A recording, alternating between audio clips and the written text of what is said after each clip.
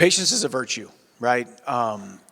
It is one of the most important attributes that we can have as human beings. Yet sometimes when you flex extreme patience, you flex that extreme patience muscle, people question it, right? And yeah, it made a lot of sense. I understand what people were saying. I get it. But ultimately, whether people think that I was being hindered by and governed by outside circumstances, or whether or not they thought I was not in control, some of that is true and some of that is not true. At any given time, I could have called Hunter, called Dana, said, I'm off this train. Forget Conor. Give me the next guy. So I chose to wait. Maybe that's just me taking extreme accountability, which I think is a superpower. I also just know who Michael Chandler is outside of fighting inside of an octagon. All the businesses I've been working on, spending so much time with my wife and my sons, really building myself up. I mean, if you look at my track record, you look at my strength of schedule, you look at the guys that I have fought in the first 26 months, six training camps, 5 fights. Every single fight was do or die, fight of the night, fight of the year, knockout of the year, debut of the year. It was just a crazy run, and a little bit of time off was not what I wanted, but it was what I needed.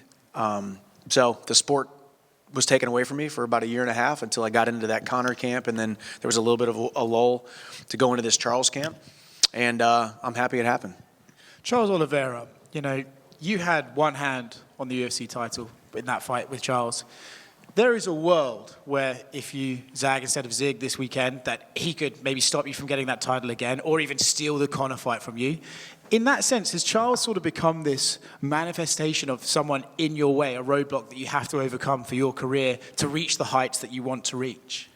That's a great perspective. I mean, I guess, yeah, you could definitely say that. I just think the way that I see it is that this is the way that it was always supposed to be.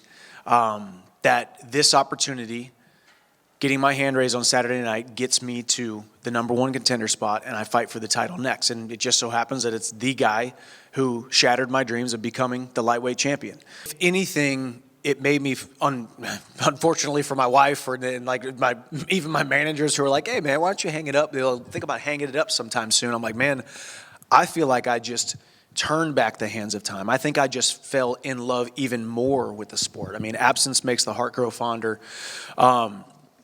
And it's exactly what I needed. I fell even more in love with the sport, even through the trials and the ups and the downs and all the stuff I had to deal with. That is, being a part of the last 2 years with the whole Conor situation. But now I've got a new lease on life. I've got a new lease on this career. The vision seems so much more clear. And honestly, the sport seems freaking easy. The sport seems so much easier than it was a couple years ago.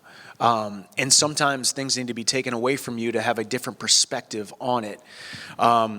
Getting locked into an octagon against Charles Oliveira is not an easy task. I don't want to make it sound like this is easy, but just my perspective of the sport is just an easier, it's a lighter load.